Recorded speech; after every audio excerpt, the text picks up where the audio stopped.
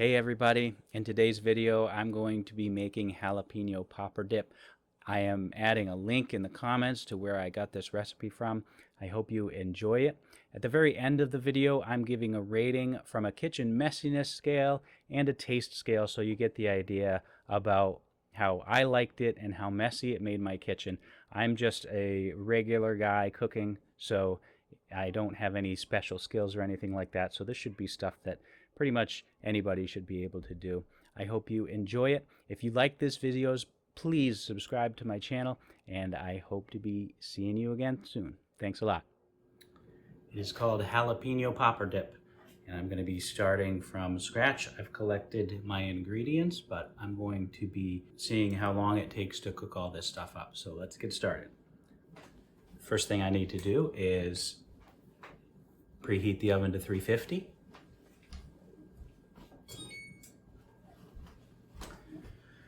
All right, then we begin the prep.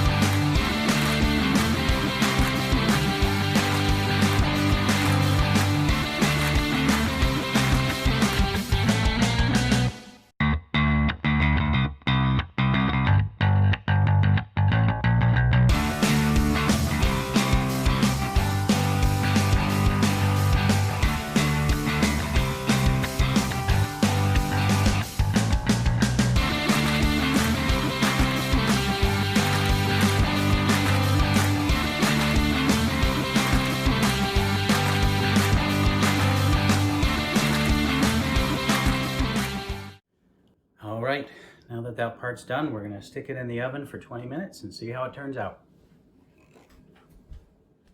Okay, it has been 20 minutes. I put it in the broiler for another 3, which the directions say to do if you want to get it nice and crispy on top. So after the 3 minutes in the broiler, I took it out of the oven, and this is the dip as it looks now.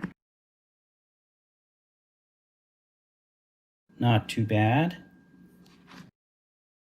I will be back later at the end of this video to let you know what I thought, give it the kitchen messiness rating, tell you about the amount of time it took me to make it, and all of that good stuff. So thanks for watching.